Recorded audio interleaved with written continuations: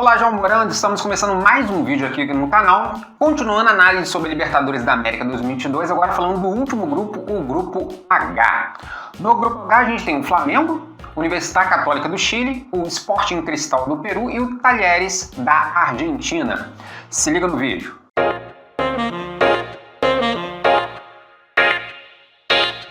O Clube Desportivo Universidade Católica é um clube esportivo chileno ligado à Pontífice Universidade Católica, ou seja, ligado à Universidade Católica lá do Chile, reunindo 14 ramos esportivos diferentes, sendo o mais conhecido pra gente aqui o futebol. Embora o esporte na universidade tenha surgido muitos anos antes, a ideia de Raul Agüero em 1925 de reunir atividades esportivas sob a mesma entidade foi o início do que se tornaria formalmente o Clube Desportivo Universitário. Então, os estudantes universitários praticavam ali diferentes atividades esportivas, mas aí foi criado tipo um grêmio estudantil, esportivo, para que todos esses esportes ficassem ali sob o guarda-chuva da universidade, organizando ali os esportes que praticavam os estudantes universitários.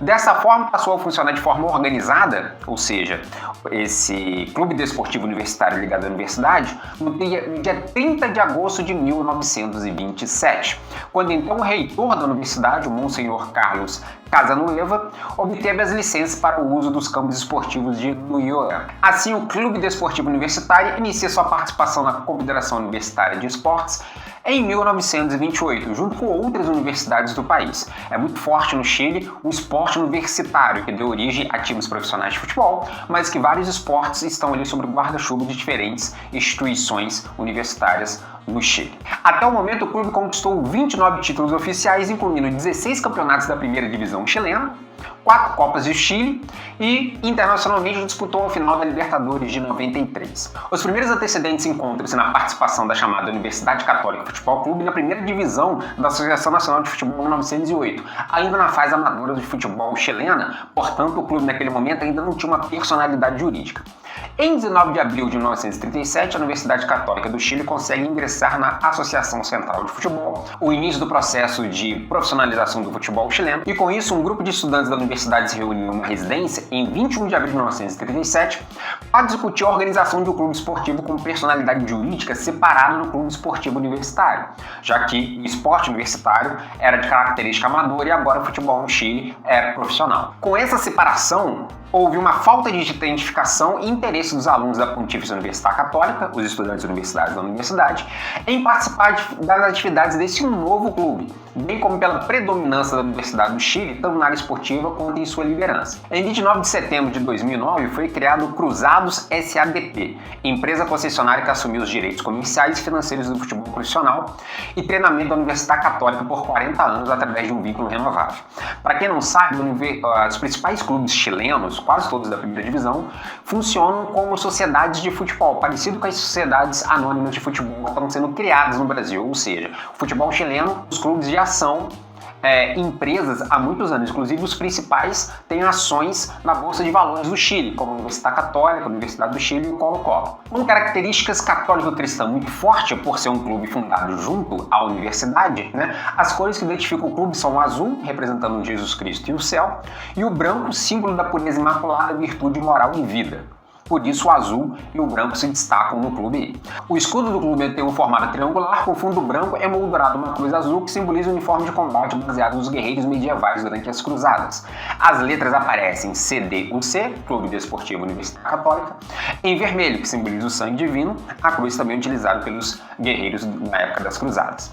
Essas cores foram adotadas desde sua fundação. O uniforme da equipe representa as cores do escudo e insígnia do clube. Então aqui a gente tem a camisa da Universidade Católica, a faixa azul no meio aí toda em branco, com um símbolo aqui. A gente tem aqui o símbolo da universidade, Pontífice Universidade Católica do Chile, também preponderante ali o azul e o branco, adotado nas cores. E aqui o primeiro insígnia do clube, que surgiu lá no início do século XX. Aqui a gente pode ver o escudo do clube, que é a cruz simbolizando os cruzados, CDUC de vermelho, ali, e tem um adesivo ali atrapalhando, Ah não, sério?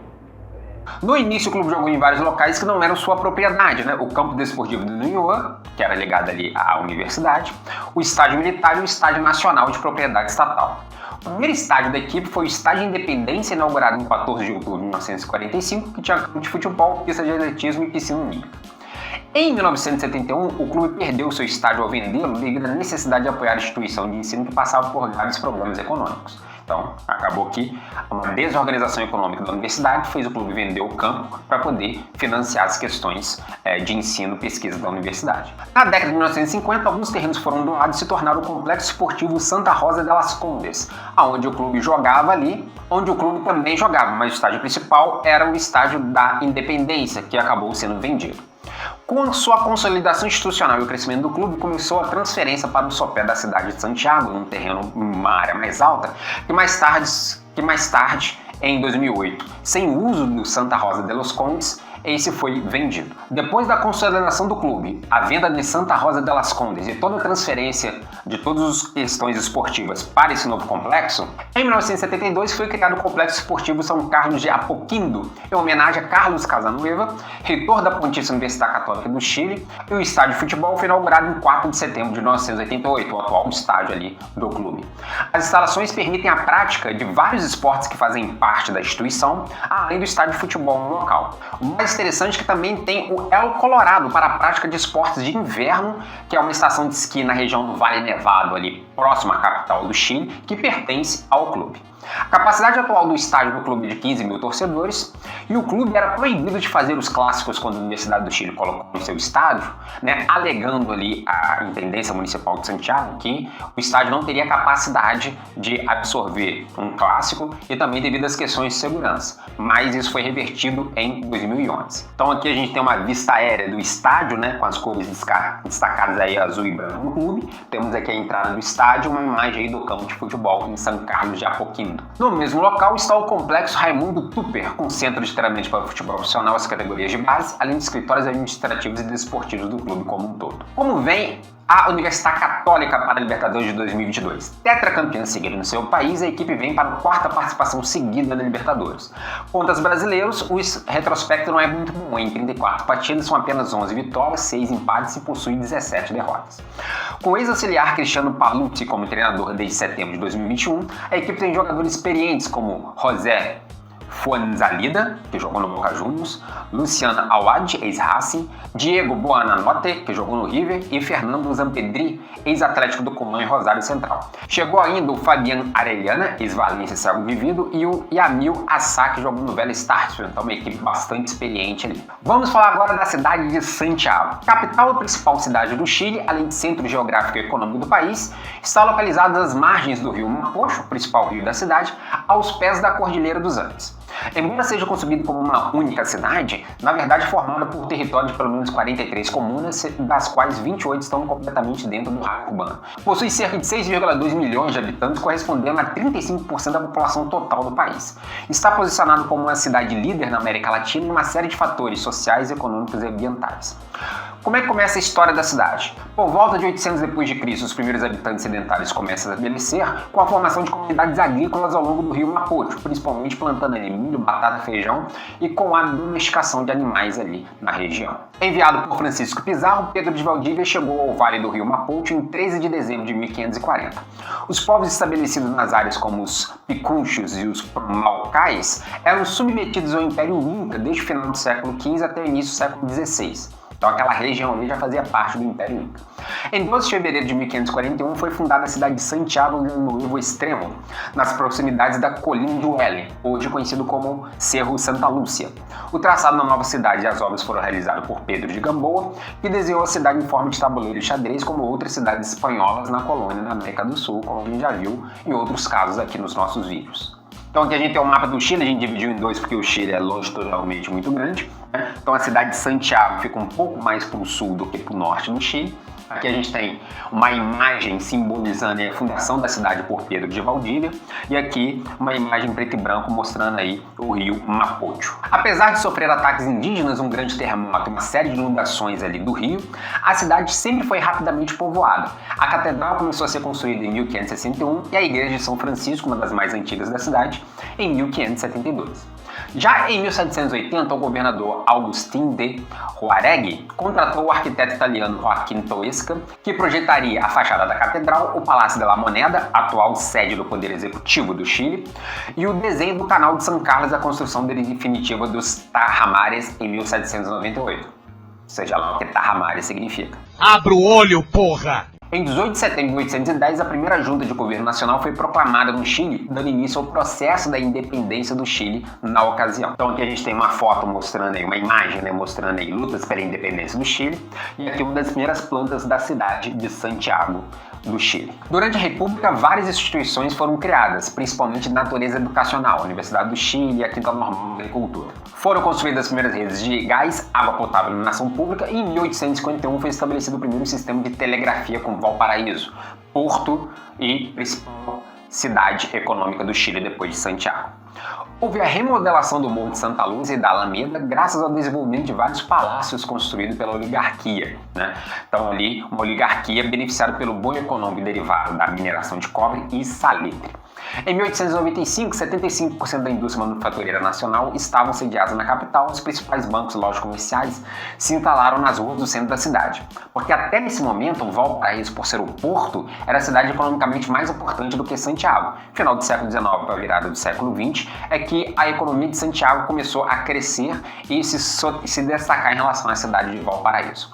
Metade da economia do país está na capital, com destaque para a prestação de serviços, comércio e também para a indústria. Aqui a gente tem uma vista do centro da cidade, com este prédio aqui que eu esqueci o nome, que atualmente é o prédio mais alto da América do Sul. Não sei se Balneário de Camboriú vai construir algum, né? Eu entendi a referência. Agora falaremos do Clube Sporting Cristal. O Clube Sporting Cristal é uma instituição localizada na cidade de Lima, no Peru. Foi fundada 13 de dezembro de 1955 no distrito de Rimac, né? Ali no subúrbio de Lima, pelo engenheiro Ricardo Betim Murrica e sua esposa Esther Grande de Betim, proprietários de uma cervejaria peruana chamada Bacchus e Johnston, uma cervejaria de origem inglesa que foi comprada por um grupo de empresários peruanos. Participa da primeira divisão peruana desde o ano de 1956, onde obteve o título naquele ano, sendo assim sua primeira participação. Já foi campeão nacional do Peru. Possui 20 títulos nacional e 14 da Copa Peruana, além de 36 participações na Libertadores, com o mais importante ali o vice-campeonato de 1997, quando perdeu para o Cruzeiro aqui do Brasil. O clube também desenvolve outras modalidades esportivas para além do futebol. A cervejaria inglesa foi adquirida em 1954 e já havia no Peru um clube chamado Sporting Tabaco do distrito de Rimac, ou seja, antes já havia o clube, que participava da primeira divisão, tendo conquistado o vice-campeonato em 31 e 54. Em outubro de 1955, iniciaram-se as negociações entre o Sporting Tabaco e os diretores da cervejaria com o objetivo de salvar o clube da falência. E em 13 de dezembro foi aprovada a fusão com o nome de Sporting Cristal Bacchus, assim chamada porque Cristal era a cerveja principal da empresa. Ainda hoje a Cristal é a principal cerveja consumida no país. A nova equipe enfrentou alguns obstáculos, pois era mal vista por ser ligada a uma empresa privada. Quando a maioria dos clubes eram sócio-recreativos, né, era uma empresa privada que administrava um clube, e o clube, na década de 1960, foi retirada a palavra Bacchus do nome do clube. Aqui a gente tem a foto do distrito de Rimac, no subúrbio de Lima, e aqui a gente tem uma foto mostrando aí um dia de jogo do Sporting Cristal. O primeiro escudo do clube foi criado com um fundo azul claro e as iniciais do clube SCB escritas de baixo para cima, com uma faixa branca indo da diagonal inferior esquerda até o cano superior direito. No topo tinha as cores da bandeira peruana. Em seguida, as letras SCB foram colocadas de cima para baixo na faixa branca do canto superior esquerdo para o canto inferior direito, ao contrário aí. O fundo azul claro e as cores da bandeira peruana foram mantidas, enquanto a borda do escudo sofreu variações ali ao longo dos anos. Desde 1997, em homenagem ao tricampeonato conquistado um ano antes, o escudo tem 3 estrelas no topo. No início, já relacionado ao uniforme, utilizava as camisas brancas com calças brancas e meias brancas, com variações de azul até 1970. Entre 1970 até 1977, em homenagem à empresa, o uniforme usava a cor azul-azul. A partir de 1977, voltou a ser o azul celeste, ainda um pouco mais escuro que o original, e essa cor se mantém na atualidade. De 2006 para cá, em comemoração dos 50 anos do clube, o uniforme foi um modelo com as cores azul anil e azul celeste. Atualmente a camisa do clube continua sendo esse tom de azul meio celeste, Cristal da cervejaria Cristal, que continua sendo a dona do clube, e o escudo Sporting Cristal ali. O clube tem seu mando de campo no Estádio Alberto Gadiardo, também chamado de Estádio San Martín de Porres. Está localizado no distrito de Lima, em San Martín de Porres, e tem seu nome em homenagem ao jogador que se tornou o maior ídolo do clube, pois foi campeão como jogador e campeão peruano também como treinador. O estádio foi inaugurado em 9 de junho de 1961 e foi projetado para receber os jogos da segunda divisão, e o estádio pertence ao Instituto Peruano de Esportes. A primeira vez que o clube jogou no estádio foi em 1979. Desde a sua remodelação em 1995, o clube exerce aqui o seu mando de campo e desde 2002 o nome do estádio foi alterado. A construção desse estádio foi realizada pelo Comitê Nacional de Esportes com a ajuda da Associação Central de Futebol. Originalmente, o estádio tinha capacidade para 20 mil torcedores e foi inaugurado com o nome de Estádio San Martín de Porres em homenagem ao frade afro-peruano que foi canonizado em 1962. Desde a inauguração, foi o principal local dos jogos da segunda divisão, embora recebesse alguns jogos da primeira, que geralmente acontecem no Estádio Nacional. O Estádio Nacional, também de propriedade peruana, é o estádio onde acontecem os principais jogos da primeira divisão. Esse estádio foi construído para os clubes da segunda divisão que não tinham local para exercer seus jogos ao longo do campeonato da segunda divisão do Peru. As instalações do estádio se deterioraram após vários anos sem uso e nessa conjuntura o clube assinou um contrato em 1995, onde se comprometeu a remodelar o estádio. O clube tem a sua sede institucional no distrito de Rimac, onde fica o centro de treinamento. O estádio continua pertencendo ao governo peruano através da Associação de Futebol, só que o clube fez um acordo para remodelar o estádio e agora somente o clube utiliza o estádio como o seu mando de campo nos jogos pelo Campeonato Peruano e pela Libertadores. Aqui a gente tem uma foto do Sporting Cristal, já todo remodelado do estádio, com o símbolo do clube, e aqui uma foto do estádio em dia de jogo. Como vem o Sporting Cristal para a Libertadores? Se classificou para a fase de grupos por ser o campeão peruano de 2021, mas vive um momento irregular ocupando a 7ª posição na tabela do Campeonato Peruano até a sua estreia na Libertadores. Os principais destaques da equipe do técnico Roberto Mosquera são o zagueiro Omar Melo, o meia Christopher Gonzalez e o ex-vascaíno Yotun. O time não passa da fase de grupos da Libertadores desde 2004, acumulando 12 eliminações precoces na competição, 12 eliminações seguidas sem passar na fase de grupos. Agora a gente vai falar da cidade de Lima. Lima é a capital do Peru, localiza-se na costa central do país, às margens do Oceano Pacífico. Possui 9,5 milhões de habitantes, concentrando mais de 30% da população cubana do país. O atual vale do rio Rimac, que vem do guicho ali, o nome do rio, teve variações onde a grafia Lima foi preferida ao longo do tempo após coexistirem documentos com as formas Limac e Lima. Então o Rimac foi traduzido para Limac ou Lima com Y, que pelo Lima com I, essa confusão toda aí. Assim, é muito provável que os espanhóis tenham aceitado facilmente a grafia já utilizada pelos povos originários da região em relação ao rio. Lima está dividida em 50 distritos no total, onde a província de Lima tem 43 distritos e a de Callao tem 7 distritos. Ambas as províncias têm autonomia regional desde 2002, por Lima ser a capital do país. Em 18 de janeiro de 1535 foi fundada a cidade de Lima com o nome de Cidade dos Reis, Ciudad dos Reis, pelo conquistador espanhol Francisco Pizarro, devido à proximidade da data dos Três Reis, no momento ali da fundação da cidade. Foi a capital do vice-reino do Peru devido a seus vales e sua baixa altitude comparada ao redor. Os espanhóis e seus aliados indígenas, de grupos étnicos que eram subjugados pelos incas, sob o comando de Francisco Pizarro, prenderam Atahualpa na cidade de Cajamarca e após algumas batalhas, os espanhóis conquistaram toda a região ali em cima dos povos incas. Lima foi a maior e mais importante cidade de toda a América do Sul durante o período de colonização espanhola. O território foi ocupado por assentamentos pré-incas, antes ainda dos incas, como a cultura Maranga e a cultura Lima, sendo que essas culturas foram conquistadas pelo Império Huari e mais tarde pelos incas. Aqui a gente tem um mapa de Peru. Esse mapa do Peru mostra todos os departamentos, equivalente aos estados no Brasil, e a cidade de Lima fica aqui no departamento de Lima, nessa parte mais verdinha aqui, mais ou menos no centro-sul do país, no litoral do Oceano Pacífico.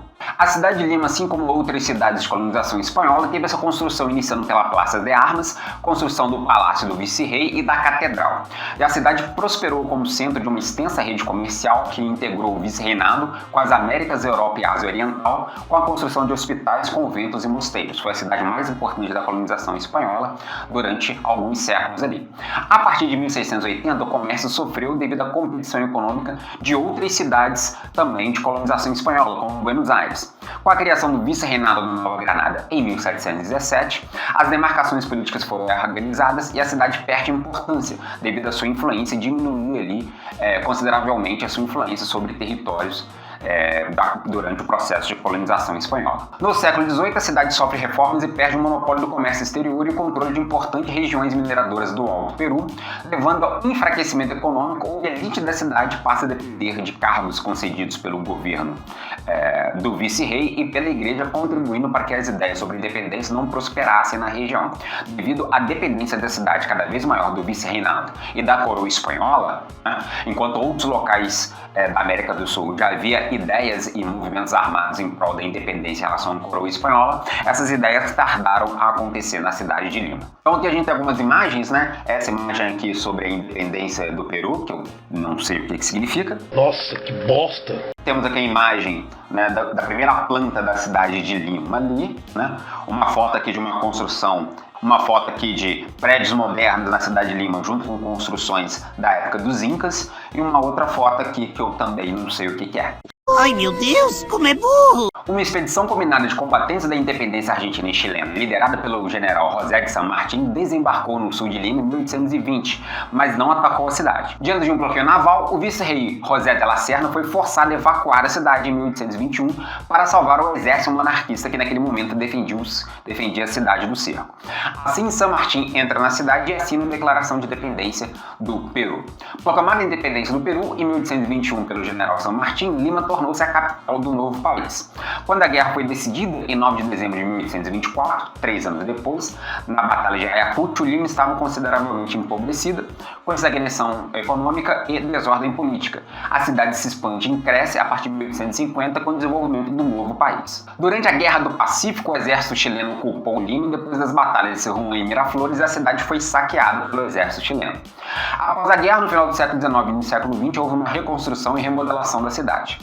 Na década de 1980, a violência terrorista somou o crescimento desordenado da cidade e o aumento de moradores que chegavam como deslocados internos para o centro histórico da cidade, que sofreu uma grande deteriorização e muitas áreas da cidade atualmente ainda carecem de serviços básicos. Lima é a sede da mais antiga instituição de ensino superior do Novo Mundo, a Universidade Nacional Maior de São Marcos, que foi fundada em 12 de maio de 1551 durante o regime do vice-rei da Espanha, sendo também a mais antiga universidade em operação contínua de todo o continente americano. Aqui a gente tem duas fotos históricas de Lima, que não sei também de onde é. Atualmente, a cidade é considerada o centro político, econômico, industrial, cultural, financeiro e comercial do país. É a quinta maior cidade da América Latina e a maior cidade do Pacífico sul-americano, daquelas cidades que estão próximas ao Pacífico. A cidade é responsável por mais de 2/3 da produção industrial do país e a maior parte do seu setor terciário está localizado na cidade de Lima. Os setores industriais mais importantes são do têxtil, agroindústria, alimentos e derivados de produtos químicos, pescado e petróleo. O porto de Callao, ao norte da cidade de Lima, é um dos principais portos comerciais do continente, sendo utilizado como ponto de entrada e saída de 75% das importações do Peru e 25% das exportações que o Peru realiza, principalmente petróleo, aço, prata, zinco, algodão, açúcar e café, mostrando aí a importância de Lima como uma das principais cidades da América do Sul. Aqui a gente tem duas fotos de Lima, aqui o rio Rimac, que dá nome à cidade de Lima, e aqui uma foto mostrando aqui toda a região central de Lima, uma metrópole que atualmente encontra-se próspera, apesar dos seus problemas urbanos, principalmente nas áreas periféricas. O outro time do Grupo H, vamos falar agora do Talleres. O Clube Atlético Talleres é uma instituição esportiva sediada na cidade de Córdoba, no interior da Argentina, que tem como destaque o futebol, mas também desenvolve outros esportes. Em 1912, funcionários da Central Ferroviária de Córdoba debateram a formação de um clube e, através de uma Assembleia Geral, se reuniram na casa de Ángel Sabatelli, fundando em 4 de outubro de 1913 com o nome de Clube Atlético Talleres Central Córdoba. Sua origem está ligada aos trabalhadores das oficinas ferroviárias, sendo seu fundador o Thomas Lanson. Decidiu levar as cores verticais roxo e branco do clube inglês Blackburn Rovers, que depois foi alterado para o azul e branco. Devido a conflitos com a Liga de Córdoba, onde o time começou a sua carreira futebolística, o clube mudou sua data de fundação para 12 do mesmo mês para se juntar à Liga após ser desfiliado em 1917.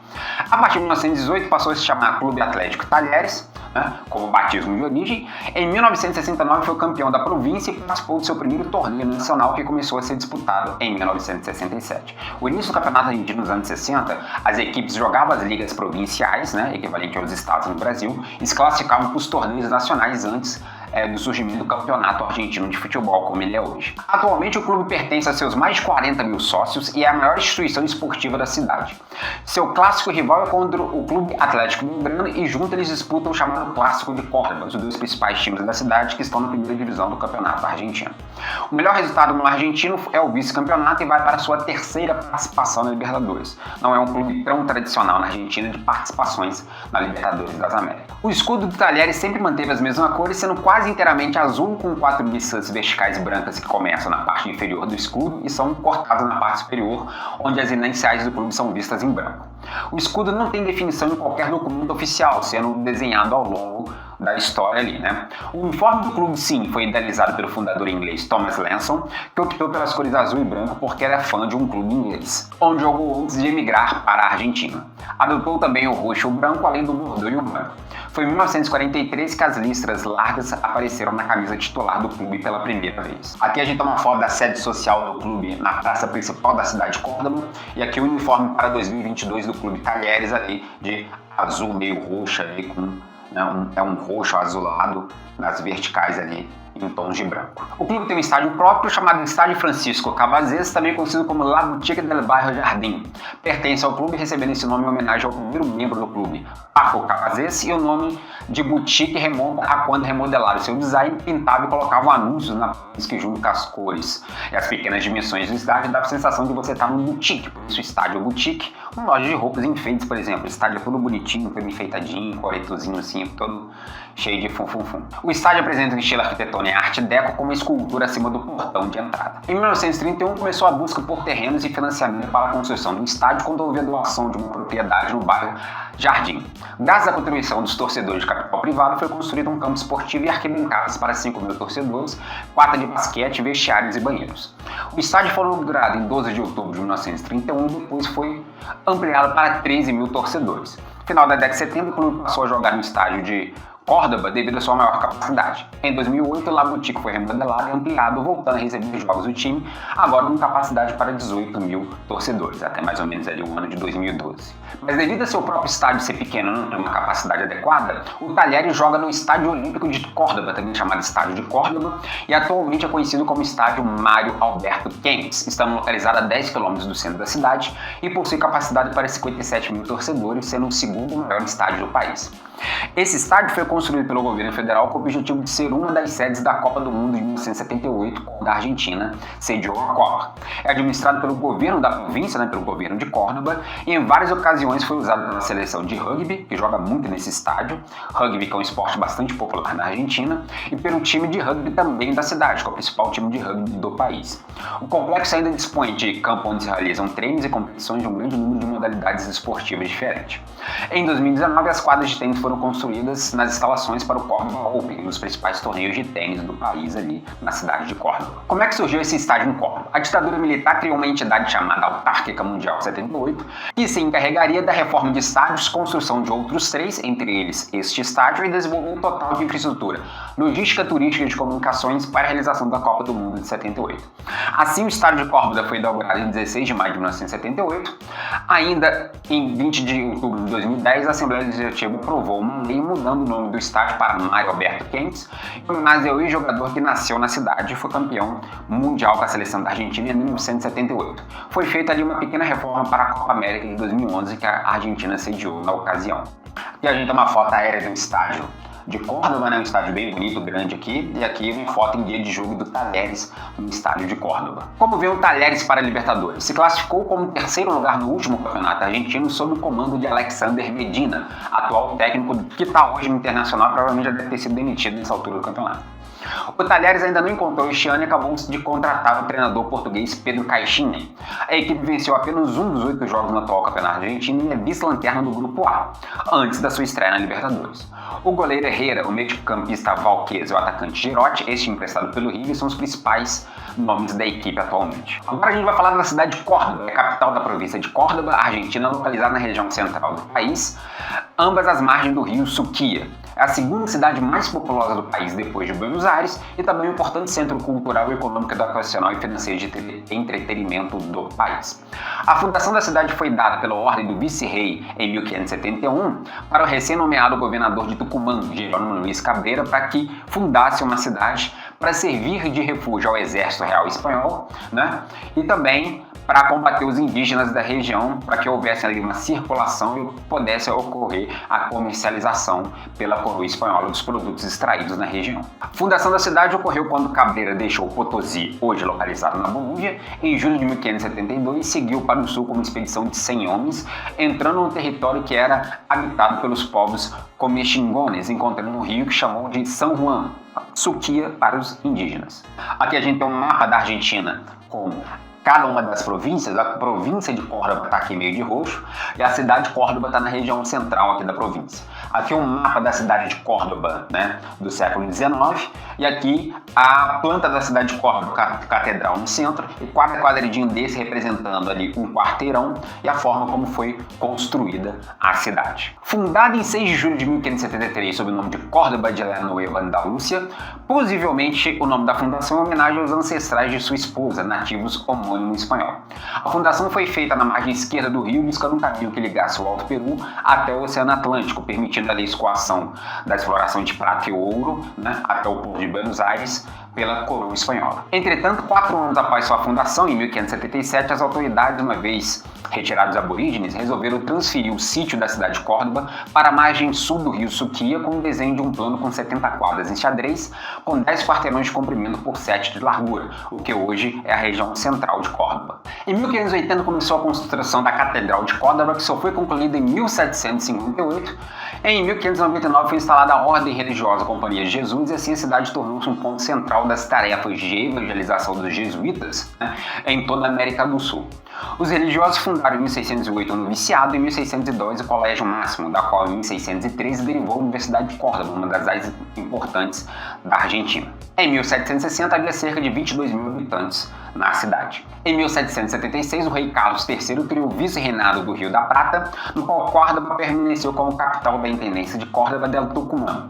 Já em 1784 Rafael de Sobremonte chegou a Córdoba depois de ser nomeado intendente, realizando diversas obras públicas como parques e passeios com sistema de iluminação nas ruas, regulamentou as oficinas e provisões e instalou um sistema de água encanada, dando uma modernidade ali para a cidade de Córdoba. Aqui a gente tem uma foto aérea da cidade de Córdoba, aqui também fotos antigas, provavelmente do século XVIII para o século XIX. Em 1806, durante as invasões inglesas, né, na província do Rio da Prata, o vice-rei estabeleceu a capital provisória do vice-reinado da Prata na cidade, retirando de Buenos Aires esse título. E ao longo da década de 1830, a província estaria envolvida nos conflitos entre as guerras provinciais e o governo centralista. Já em 1870 e 1876 foram inauguradas ferrovias que ligavam a cidade a outros pontos do país, e no início do século XX a cidade desenvolve tendo 90 mil habitantes, ainda assim enfrentando problemas como a pobreza, analfabetismo e alta mortalidade infantil, além de epidemias de várias doenças. A partir de 1918, a cidade foi epicentro de um movimento reformista conhecido como Reforma Universitária. Esse movimento que queria alterar as condições das universidades argentinas, mas que se espalhou por toda a América do Sul, acontecendo uma série de transformações nas universidades a partir do século XX. Em 1927, a fábrica de aeronaves militares foi inaugurada em Córdoba, dando início à industrialização da cidade, e houve uma sua ampliação e diversificação em 1956. A chegada de novas indústrias torna a cidade a segunda maior em população e economicamente do país, depois de Buenos Aires. A cidade tem a forma de um grande quadrado com 24 km de lado, totalizando uma área de 576 km², possuindo atualmente uma população de 1,4 milhão de habitantes. Tem uma vida cultural estudante agitada, pois recebe estudantes de universidades de todo o país e também do mundo. Sua universidade, fundada em 1613, é a primeira do país e é a maior e mais antiga da América, com mais de 100 mil alunos. Destaque-se o setor comercial e de serviços, possui um importante parque industrial com destaque para as indústrias automobilísticas. Quase todas as indústrias automobilísticas da Argentina estão localizadas na cidade de Córdoba.